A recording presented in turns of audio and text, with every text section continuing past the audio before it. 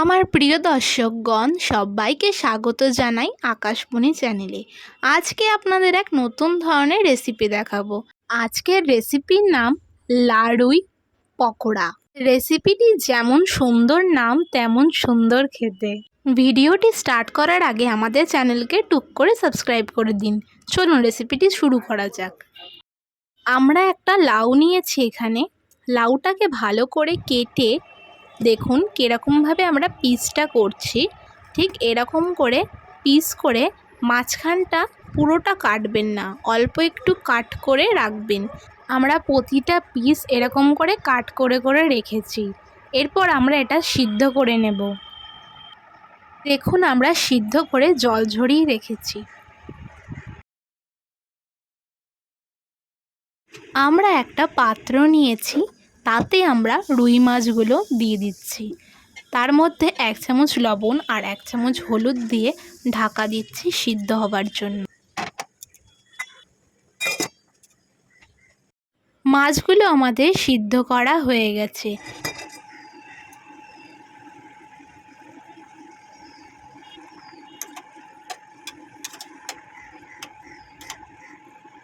এবার মাছগুলো আমরা একটা প্লেটে তুলে নিচ্ছি।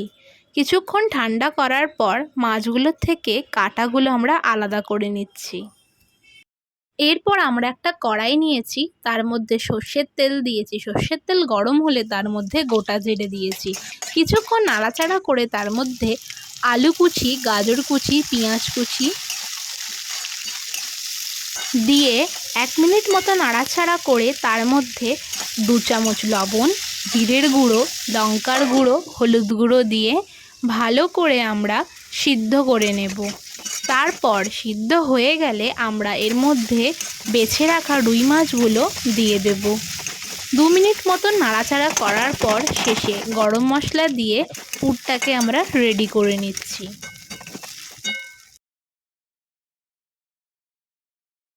পুরটা আমাদের রেডি করা হয়ে গেছে। এবার আমরা সিদ্ধ করা লাউয়ের পিসগুলোর মধ্যে মাছের পুরটা ভরে দিয়ে একটা প্লেটে রাখছি।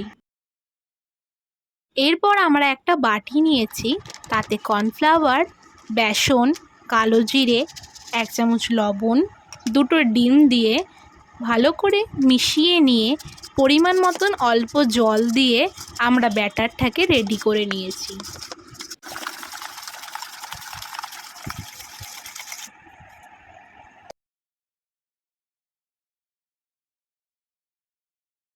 এরপর পুর ভরা লাউয়ের পিসগুলোকে বেসনের ব্যাটারের মধ্যে এপিট ওপিট করে চুবিয়ে একটা কড়াই আমরা সাদা তেল নিয়েছি। সাদা তেল গরম হলে তার মধ্যে এক এক করে কেটে রাখা লাউয়ের পুরগুলোকে এপিট ওপিট করে বেসনের মধ্যে ডুবিয়ে আমরা গরম গরম তেলের মধ্যে ছেড়ে এপিট ওপিট করে লাল করে ভেজে একটা থালায় তুলে নিলেই রেডি লাউ রুইয়ের পকোড়া। আশা করি আপনাদের এই রেসিপিটি খুব ভালো লাগবে। রেসিপিটি ভালো লাগলে অবশ্যই একবার হলেও রান্নাটা করে খেয়ে দেখবেন। আর এর সাথে একটা গ্রিন চাটনির আমরা রেসিপিটি দিয়েছি, আপনারা চাইলে রেসিপিটি দেখতে পারেন। রেসিপিটি ভালো লাগলে আমাদের চ্যানেলকে সাবস্ক্রাইব করে দেবেন।